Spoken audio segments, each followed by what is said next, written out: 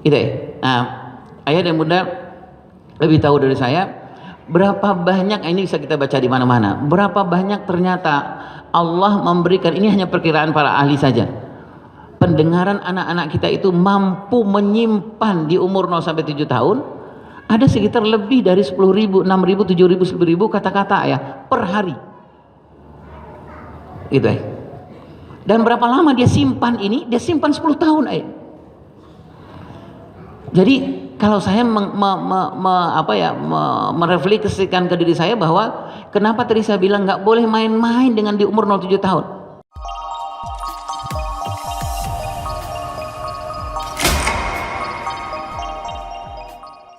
Perbaiki dirinya, karena ayah bunda yang baik itu adalah ayah bunda yang berusaha setiap hari memperbaiki dirinya. Ayah bunda yang milik Allah Subhanahu wa taala, ayah bunda yang diminati dan dirindukan oleh anak-anak itu adalah ayah bunda yang berprinsip antara suami dengan istri itu adalah masing-masing adalah pasangan, masing-masing adalah pakaian. Istri pakaian dari suami, suami pakaian dari istri. Istri adalah penutup aib dari suami, suami adalah penutup aib dari istri. Dan anak-anak yang dimuliakan Allah Subhanahu wa taala, hari ini kita diskusi bukan pengajian sebenarnya ayah dan bunda, karena saya berkali-kali saya mengatakan saya bukan ustadz, saya hanya pendamping pengasuhan sebenarnya ayah dan bunda yang dimuliakan Allah Subhanahu wa taala. Saya memulai masuk ke dunia pengasuhan ini mulainya dari guru TK. Jadi guru TK sekitar 24 tahun yang lalu, kemudian saya bertemu dengan seorang ibu namanya Ibu Elirisman Musa. Nah, kemudian kita mendirikan yayasan namanya Yayasan Buah Hati. Nah, sepanjang 24 tahun itulah saya membantu, berusaha bekerja untuk berkhidmat kepada dunia pengasuhan di Indonesia dan di beberapa negara yang lain. 15 tahun yang terakhir saya lebih aktif khusus di pengasuhan keayahan. Nah, mudah-mudahan hari ini ada hubungannya ayah dan bunda yang berkah Subhanahu wa taala, karena hubungan persoalan handphone ini sangat-sangat bergantung juga kepada peran dari ayah, peran dari seorang ayah. Gitu, karena nanti ayah dan bunda kita akan melihat bahwa kalau di dalam rumah itu tiangnya, jadi handphone ini nanti ujung-ujungnya ayah dan bunda adalah dua hal kepada orang tua itu. Apakah orang tua itu punya ketegasan dan ketegaan? Jadi dua ini bun, ayah. Gitu. Kalau siapa yang harus punya ketegaan dan ketegasan itu harusnya adalah ayahnya, tiangnya. Nah, kalau di rumah tidak punya tiang yang tegas dan tega yang sesuai dengan tahap perkembangan anak-anak, jangankan handphone, sebentar lagi ayah dan bunda yang milik Allah Subhanahu wa taala, 5 tahun lagi 7 tahun lagi anak-anak tidak akan pegang handphone yang sifatnya fisik. Gitu ya, sudah pernah ayah dengar ini dan sekarang sudah mulai diuji cobakan. Jadi nanti anak kita nggak bisa awasi lagi kamu main handphone apa enggak gitu, nggak ada fisiknya. Kenapa bun? Karena sudah ada mulai dengan handphone yang virtual. Lebih gawat lagi ya, ayah dan bunda dalam tanda petik. Jadi anak kita bisa jadi dia duduk di depan ayah, dia begini aja depan bunda. Gitu ya bunda. Tapi sebenarnya yang dia tonton itu, yang dia sadap itu adalah persoalan-persoalan pornografi misalnya begitu ayah dan bunda, kita nggak tahu. Gitu. Jadi memang ayah dan bunda yang berkah taala nanti kita diskusikan. Mudah-mudahan dalam pertemuan yang singkat ini ada semacam inspirasi untuk kita bersama dan kita gunakan kepada anak-anak kita. Yang paling penting menurut hemat saya adalah persoalan handphone bukan kita begini kepada anak kita, tapi persoalan handphone yang paling penting itu adalah kita begini ke orang tua. Gitu. Jadi intinya adalah selesaikan persoalan kita lebih dahulu, baru kita bicara dengan anak-anak. Contoh sederhana gini ayah dan bunda. Mungkin ayah bunda sudah pernah mendengar ya kabar apa berita sehari-hari. Saya mohon maaf nih kepada adik-adik, pada anak-anak saya. Ada anak yang usianya masih sangat kecil, sekarang itu dalam pendampingan saya dengan teman-teman di rumah sakit jiwa anak-anak itu jumlahnya 12 orang. Umurnya baru 7 tahun, 8 tahun. Gitu kan? Apa yang mereka lakukan? Kalau mereka di rumah sakit jiwa itu, mereka pagi-pagi ada waktu-waktu tertentu di mana mereka teriak-teriak ayah, seperti orang kecanduan gitu ya, dan bunda. Teriak-teriak dalam rangka apa? Karena nggak megang handphone. Gitu. Ada juga, mohon maaf ayah dan bunda, kami di Yayasan Buah Hati melakukan penelitian dulu anak-anak kita yang usia kelas 5 SD sampai kelas 6 SD, mohon maaf, itu yang sudah terpapar ke pornografi lewat gadget ayah dan bunda, itu jumlahnya hampir 96% lebih. Gitu. Dari 96% lebih itu ada anak-anak yang tidak hanya sekedar melihat pornografi tapi juga sudah terpapar ke mental model porno. Artinya apa ayah dan bunda? Separuh dari 96% itu anak-anak sudah tidak lagi tahan dengan pornografi, tapi mereka melakukan porno aksi. Nah, nanti kita lihat diskusikan ayah dan bunda, bahwa kata para ahli itu otak depan anak ini, otak depan kita ini yang penuh dengan dorongan itu baru selesainya tumbuh umur 20 tahun. Jadi nggak aneh kalau anak kita dia akan nonton terus akan nonton terus gitu. Nah, itulah sebabnya nanti mungkin salah satu jalan keluarnya adalah tadi saya bilang, punyalah ayah, punyalah ibu yang punya ketegasan dan ketegaan gitu. Baik. Saya ngasih judulnya gini ya, ngasuh ayah dan bunda, ngasuh generasi yang nunduk. Nah, sekarang agak susah juga karena yang nunduk nggak anak-anak, ada anak-anak yang nunduk juga bapak-bapak dan ibu-ibu, banyak juga yang nunduk sekarang, gitu ya. Bukan ibu-ibu yang di sini, bukan bapak yang di sini. Gimana nggak nunduk ya bapak dan ibu? Kita punya grup WA 60, gitu. Itu mulai dari reunian PAUD, reunian TK, pagi hari kan harus ucapin assalamualaikum ke 60 WA. Itu kalau nggak nunduk susah itu gitu. Sementara di depan anaknya juga nunduk gitu. Jadi susah tuh Ustaz. Anak nunduk, ayah ibunya nunduk juga Ustaz. Gitu. Nah, yang paling pertama hancur itu adalah komunikasi dari anak ini. Kalau komunikasi nggak jalan, semuanya nggak jalan ayah dan bunda. Gimana kita mau komunikasi dengan anak sementara anak nunduk gitu ya. Orang nunduk kan susah ya. Ini nunduknya bukan karena godol basar nih ya. Bukan karena menjaga pandangan, bukan ya gitu ya. Bukan karena tawaduk, bukan gitu. Tapi karena nunduk, karena dorongan dari anak ini, mungkin juga kita merasakan hal yang sama. Dorongan dari kita itu kita nggak bisa, kita menyebutnya teknojangkis gitu loh ayah ya, teknojangkis itu yang nggak bisa pisah lama sama gadget. Ada di sini yang nggak bisa pisah lama dengan gadget? Ada, saya gitu. Ada dari kita nggak bisa pisah lama, jujur aja gitu gitu ya.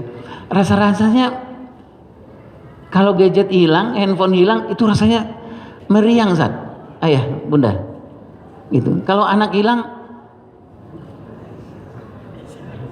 biasa aja mungkin ya gitu. Tapi kalau handphone itu bisa gitu. Ini pengalaman saya saya yang dhaif ini, lagi sholat yang ganggu itu apa gitu. Lagi sholat, kita lagi baru chat nih, azan, orang gitu, dah taruh dulu handphone nih gitu. Apalagi handphone sholat berjamaah taruhnya di depan gitu ngelihatnya gitu, udah dibalas belum ya, gitu, dibalas gitu. Baik ya Jadi ayah dan bunda, ngasuh generasi yang nunduk. Generasi maksud saya adalah generasi yang memutuskan komunikasi. Ini nih ngasih. Nah, gimana caranya? Ini bahan diskusi kita insya Allah. Nah, ayah dan bunda, ini sekedar mengingatkan saja kepada kita. Sudah sering dibahas oleh para ustadz. Kenapa kita harus membahas persoalan ini? Satu adalah Bapak Ibu, ayah bunda yang berkah SWT, anak-anak, fakta dan data yang sekarang kita ngelihat di seluruh Indonesia atau seluruh dunia termasuk di Indonesia adalah buruknya bahasa anak-anak. Betul nggak Bapak dan Ibu? Buruknya bahasa anak-anak, gitu ya. Kenapa buruknya bahasa anak-anak ini? Salah satu sebabnya apa ya? Anak yang pegang gadget di umur 0,7 tahun harusnya diajarkan, ditentir, di coaching, di mentoring oleh bahasa ibunya. Sekarang dia nggak di mentoring, di coaching oleh bahasa ibunya, betul ya? Karena dia lebih banyak belajar bahasa, coachingnya lewat ini. Jadi kita nggak heran kalau kita jumpai anak-anak kita umur 5 tahun, dia bisa ngomong apa gitu saja, ngomong kebun binatang lah ke seseorang gitu ya. Ngomong yang nggak jelas ke seorang, bisa kita jumpai ini, ada kita jumpai ini, ayah, banyak sekali ayah, banyak sekali. Jadi yang rusak pertama itu adalah persoalan bahasa. Nah kalau persoalan bahasa ini sudah dirusak, ayah dan bunda yang berkah Subhanahu wa taala, komunikasi dengan kita, terutama di umur 0,7 tahun sama sekali. Padahal di umur 0,7 tahun itu, ayah dan bunda insya Allah sepakat dengan saya bahwa usia terbaik kita dalam ngasuh dan mendidik anak itu di umur berapa? Umur 0,7 tahun. Seluruh potensi terbaik Allah berikan di umur 0,7 tahun. Apa aja? Allah berfirman, wallahu akhrajakum min butuni ummahatikum la ta'lamuna syai'a. Setuju ya ayah ya? An-Nahl 78 itu ya. Wa ja'alakum sam'a wal absar wal af'idah. Di umur 0,7 tahun itu, kalau saya boleh menyebut agak sedikit ekstrim, jangan ada orang luar atau lembaga luar atau benda luar masuk tanpa izin ke umur anak kita 0 sampai 7 tahun. Kenapa ayah dan bunda? Karena potensi yang terbaik Allah gunakan, Allah berikan, hanya ada 3 potensi terbaik. 3 inilah sebenarnya inti dari pengasuhan. Apa itu ayah dan bunda? Hebatkan dan jagalah pendengaran anakmu, hebatkan dan jagalah penglihatan anakmu, hebatkan dan jagalah hati nurani anakmu. Gitu ayah bunda ya. Kan kita sepakat ya, kalau kita ngasuh anak itu pasti harus ada desainnya. Kita ngasuh anak, mendidik anak, kalau nggak by design agak susah ya, agak susah. Sama seperti saya misalnya, anak-anak sudah besar, ngasuh anak dulu nggak ada desain. Kenapa nggak ada desainnya? Karena memang nggak baca Al-Quran, nggak baca hadis, nggak melihat sunnah Rasulullah SAW. Padahal secara kita Muslim sudah jelas. Inna Allah astafa Adam wa Nuhan ala Ibrahim wa ala Imran. Kayak gitu ya. Itu kan pola ya. Itu kan adalah roadmapnya kita dalam membesarkan dan mendidik anak-anak kita. Kalau punya anak laki-laki, gimana ayah bunda? Salah satu patokannya adalah kepada keluarga Nabi Ibrahim, kan gitu ya. Kalau punya anak laki-laki, roadmapnya adalah ke depan paling ujung itu anak laki-laki kita, roadmapnya ada dia harus menjadi Nabi Ismail, kan itu ya bunda ya. Gitu kan yang kita lakukan sehari-hari kan gitu ya. Punya anak perempuan, ujungnya dia harus menjadi Maryam, gitu ya bunda ya.